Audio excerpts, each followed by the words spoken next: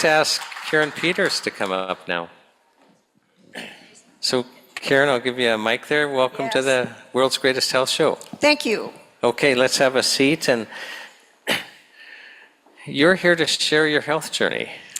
And I think it starts back around 2014. Can you kind of tell us what happened? And So in 2014, after a year of being very unwell, I was diagnosed with rheumatoid arthritis. So if you can picture that person that you know that has that disease and how debilitating it can be, you will maybe understand the significance of how traumatized I was. And of course, my husband and I had lived our lives where we thought we were eating healthy, exercising, we had faith, and here I am now diagnosed with a terminal disease, and I was devastated. It led me to a rheumatologist out in Edmonton. well, let's back up before we get to the Edmonton doctor. So you said, after a year of suffering, you're diagnosed. So can you share with us what were you experiencing that even led you to go to the medical system to get a diagnosis? So, and it was weird because it happened basically overnight, where I woke up and I had such inflammation. My hands were twice the size of what they are right now. I couldn't wear rings. My feet were so bad, it felt like I was walking on tennis balls. And so I suffered with that for a year. And you have to understand that I'm still working. I'm working a very busy day spa with these conditions. And it wasn't until I finally sat in my doctor's office sobbing and I showed him my hands, like there's something wrong. And he said, okay, we'll send you for blood work. And that's when it came back that I had RA and that I was then being referred to a specialist in Edmonton. Okay, so your hands are for a year, twice the size. So you can't wear rings for a year? Are they painful and uncomfortable? It was painful in that inflammation makes you sore, but the difference between rheumatoid arthritis, in my opinion, and I'm not a doctor, is just pure inflammation, whereas in osteoarthritis, you actually have the swelling in the joints, and you can see the swelling in the joints. I didn't have that, but I had this significant inflammation, which didn't clue me into arthritis either. It didn't mean arthritis to me. I didn't know what it was. So yeah, that was what I was struggling with. Okay, and then the feet, you said it felt like you were walking on tennis balls, and this is painful. Yeah, that was very painful. So I was basically walking on the sides of my feet to cope with my work and being on my feet all day. So it was very uncomfortable. Yeah, so then I headed to the rheumatologist. Right, but I want people to understand what you're going through. No, because it's just, that's where it's real, right? Because my understanding is even the odd time your husband had to carry you home on walks. That was post-treatment with my rheumatologist. Oh, okay. That was post-treatment. So we'll get to that. We will get to that. Still have that to look forward to. So you end up going to the medical doctor, and what happens? So I ended up going out to Edmonton to a rheumatologist. Again, he confirmed that I had rheumatoid arthritis. Very uncompassionate man. I won't tell you his name. As I'm sobbing in his office, he didn't even offer me a Kleenex. Okay, but we're jumping over the drugs you were on. Yeah, I haven't got there yet. Okay. So one of my first questions to him was, can I put this in remission? And he looked at me and he said, it'll never happen. It rarely ever happens that you'll be able to put this in remission. And then he prescribed me hydroxychloroquine and methotrexate. So methotrexate is a chemotherapy drug, and I was sent home with that to inject once a week into my system. So now I can jump ahead to my story. No way. We're going to talk about that methotrexate, because I understand that it made you feel like you were going to die. This is a chemotherapy drug, right? Yeah. So you were basically on chemotherapy. I was on chemotherapy, and he actually did tell me too, if this doesn't work, this is a fairly reasonably costing drug. If it doesn't work, we can slowly try other ones up to our premium drug, which would cost you $6,000 a month. So I happily went home with the cheaper. And of course, at this point, you have to understand, I'm still believing in Western medicine. And so I went home with my hydroxychloroquine, my methotrexate. Towards the end of the year that I was on those drugs, as I injected myself, I would lean over, because I always did it in the kitchen, away from my husband. I didn't want him to see what I was doing. And I would just slump over the sink because I felt like I could just collapse and die. And my mom often said to me, Karen, you still don't look very good. You look terrible. And I felt terrible. I didn't feel better from being on those drugs. And to the story of, again, we were an active family, so we would go on our walks around our subdivision, and I'm on these drugs that I think are going to help me, and my husband would sometimes still have to carry me home halfway around the subdivision. I couldn't complete the walk, and maybe it's a kilometer. It wasn't that far. Okay, so this goes on for a full year. You're on hydroxychloroquine and this chemotherapy drug. Yes. And when you're taking, you have to take the chemotherapy drug weekly. Weekly. And for days it just wipes you right out. So if anybody's done any cancer treatments, you know if you're on chemotherapy, there's terrible side effects. So one of the side effects was, for 3 days after injecting myself, nausea. My hair just turned brittle, my nails were brittle, and then I didn't feel well. So 3 days of feeling worse, and then, you'd have 4 days where you were okay, and then you'd have to inject yourself again. And did this help the rheumatoid arthritis at all? It brought the inflammation down somewhat. I was able to start wearing my rings again. The walking and the tennis balls on my feet, absolutely not. Did not help. Okay, so after a year of this, what's happening to you psychologically and emotionally? So I realized that I wasn't going to get well if I continued down the path of Western medicine. And of course, I was raised in a Christian home, so I also had faith in God and faith that He could heal me and that there was healing out there for me. And so I started just looking online to find another practitioner. I need to slow you down again. So how did you had a childhood experience that you're basing the statement, I had faith in being healed. Can you share that with us just so people understand what you're referring to? So at 3 years of age, I ended up with rheumatic fever, which is a result of coming down with strep throat. And rheumatic fever is very serious because it can damage your heart, and you can end up with heart murmurs. And I remember the bedroom I was laying in. I remember it was a Saturday night. My aunt and uncle came over to visit, and I can remember having to stay in the room by myself. And I'm quite a social person, so that didn't sit well with me. But I'm in bed, I'm very ill. And then Sunday morning comes around, and Dad comes into the room and says, Karen, Mama's staying home with you today. I'm taking the girls. We're going to church. You can't come because you're too ill. And I looked at my dad and I said, Dad, I know if you pray for me, I'll get well and I can go to church. So he did. And they packed me up and I went to church.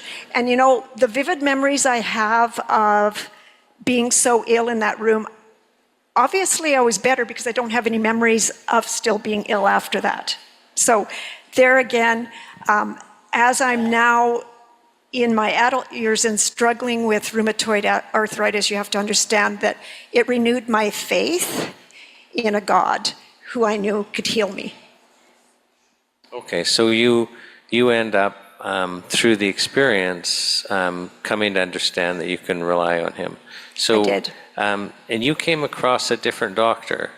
I That did. was super impactful. Can you share with us what happened? So after a year of doing the traditional Western medicine treatment, which was not making me well, and I knew I couldn't continue down that path, I started just Googling, looking for a naturopath, and I came across Dr. Tris Trethart out in Edmonton, and when you say nothing happens by accident, I know that I was supposed to see that doctor. The reason I chose him, because there's so many to look through when you start looking, is he was an MD first, and then he studied naturopathy. So I knew if I went to see him, he was going to balance science with naturopathy, and that was what I felt I needed. So my first appointment with him, he looked at me and he said, "Why are you here?" And I said, "I was diagnosed with rheumatoid arthritis, and I know there's no cure." And he looked at me and he said, "You need to know there's a cure for every disease." So if you don't remember anything about what I talk about tonight, I want you to remember that there's a cure for every disease. And so I left that appointment. I went for blood work. Have you ever had 17 tubes of blood removed in one sitting? That's what I had done that day. He also did metal testing. He did allergy testing. And when I talk about allergy testing, I'm not talking about anaphylactic. I'm talking about food sensitivities that your body can't digest. And so I went through that. And on my next appointment to see him, we did some dietary changes because of the allergy testing that came back. With metal testing, I did some chelation therapy, and then he got me started on natural health supplements. And I'm going to be honest with you, when I first started, because of my inflammation, I was taking 8 theracumin a day, but that brought the inflammation down in my system. So that's a natural health supplement. And I'm so grateful for that. And today I'm not on that, just so you know that it's cured me? Can I say it's cured me? You can, because you're not selling anything. You're I'm not. telling your story, and that's still allowed today. So with the natural health journey that I was on, I would like to be able to tell you that, you know, in 2-3 days, it was remarkable and I was well. It was actually a 3-year journey for me where I would see him, Dr. Trethart, regularly with blood work. And every time I saw him, he'd do the blood work for RA and my levels would be down. And in 3 years, I put my RA in remission, and it's still in remission. But wait, that's an incurable disease. Yeah.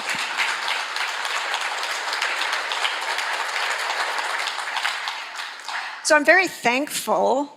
The first year that I was diagnosed, I wasn't very thankful. I questioned God, why would you do this to me? I couldn't talk about it because I would sob. Because again, you have to remember, this is an incurable disease that I've been diagnosed with, and terminal. And once Dr. Trethart gave me that hope, there's a cure for every disease, then I started to be able to share my health journey with people. And I do understand, and again, this is part of my faith, that we're on these journeys, and part of why we're on these journeys and taken to the places we are is to help everybody else along the way. And I just want to slow down something you said. I mean, you said it's a terminal disease, meaning that eventually you die. Wheelchair and then die. Yeah. So when we're talking about kind of the mental experience, you were being told that, and you're already suffering at this point, you're being told that it's just going to get worse and then lead to your death. Yeah. And we can slow it Yeah. with things like chemotherapy drugs. Yes. Now, that chemotherapy drug Dr.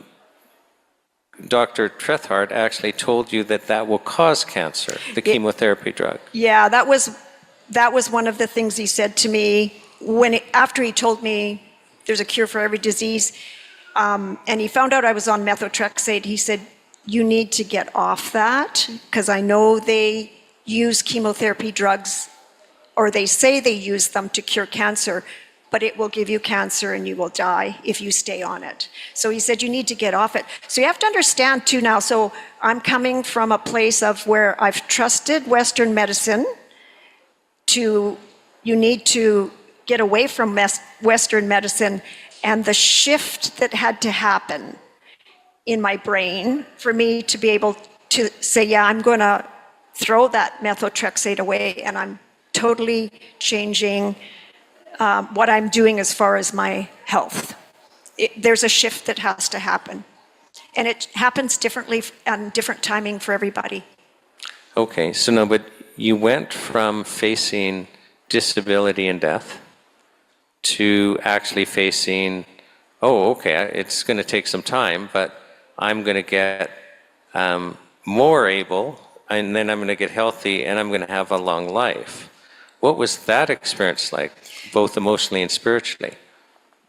Well, again, I guess that was triggered, that whole shift had to happen too, because when you're diagnosed with something terminal, and then you have somebody who gives you hope, which somewhere along the line, I think we kind of lose that in everyday life.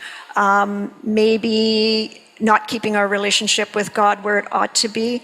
But when you realize again that you need to come back to that, it does change your mental thoughts, and then you're able to cope better, because again, now you've got that hope instead of that dread of where you're going to end up. So for you, being able to access natural health products literally is life and death. It is for me, and it's interesting. So one of the other things that Dr. Trethart said to me, and I shouldn't say this, but I'm going to. One of the other things he said to me on my first appointment is, whatever you do, Karen, do not ever take another vaccine.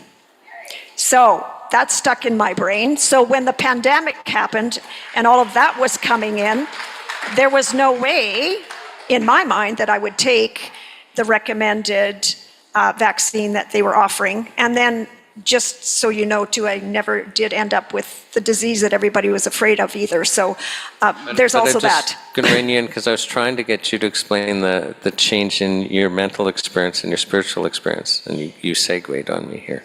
Did I? Sorry. Yes, so I don't know how much more to explain, how to explain that. Okay, well, let's go somewhere else. There are probably some people out there online, maybe some people in the room, that have been diagnosed with rheumatoid arthritis and are being told that they can look forward to becoming disabled and dying, but we can slow it with hydroxychloroquine and chemotherapy drugs. What would your message to these people be? I would seek a second opinion. Find somebody that will help you with a more natural approach to your health. So natural supplements. So we were talking about that. So the amount of natural supplements that are on, sometimes when I take them in the morning, I'm thinking, oh, I don't need to eat. I've just filled my stomach because I'm on so many. But that's part of what is keeping me healthy. So, I'm on vitamin D, vitamin A, K2, berberine. There's so many things that I'm on, but that keeps me healthy. And so most of that is stuff that we're not getting in our food supply. Our food supply has been diminished over the years, and we're just not as healthy as we used to be, and I need to be on those. If they take them away from me, and that was one of the things, the last time I saw Dr. Trethart was, can you stock up? Because the day's coming where they might take them away. And we have, as much as we can. They are expensive, but what's your health worth? And so we do have a nice supply. That's interesting. I've stocked up too. For stuff that's essential. So what then is your message to Ottawa? Because here we're having to fight to protect our access to things that are vital for you to stay alive. So what is your message to Ottawa? So again, just to reiterate what's already been said, it's about freedom of choice. I have chosen a very natural way to heal myself. It would be devastating to me if I was going to be restricted, and they've already restricted it somewhat. We're noticing it. So we have a medical health plan through our business, and we've always been able to claim all of our supplements and get reimbursed for them. That changed about 4 years ago when CRA took that away from us, and we can no longer get reimbursed for our natural health supplements. And now lately, actually just my last replenishment in my health supplies, we use liquid iodine in our neti pot every morning because one of the symptoms from RA was that I had chronic sinusitis. So Dr. Trethart said, iodine in your neti pot every morning, Karen. And we've been doing that for years now. But it's now no longer something I can buy through HealthWorks and Dr. Trethart. It is now a prescription. And so now I've had to go through a pharmacy that makes it to get my iodine. I'm going to ask our next speaker, David Stefan, but I think True Hope still sells nascent iodine in a liquid. Okay, good to know. All right, very good. Yeah, no, and I see you gave me the arms up there. So, yeah, so it's very hard to find good nascent iodine. It just is due to Health Canada. It used to be very easy. Yep. And I know that True Hope has a pretty good one. Perfect. There, so, okay, Karen, I've just really enjoyed. Thank you. Us having a conversation, and Yeah. I hope that everyone here can appreciate that. You know, Dr. Trethart, he can't share this information, and the manufacturers of the supplements that would get feedback about your story, they can't share it, and so people can't know unless, you know, we do things like have this health show. Right. And I know that it takes some bravery to come up and share in front of a bunch of people. It's a little nerve-wracking. But thank you, because it's so very important. Can we give Karen a thank you? Thank you. Yeah.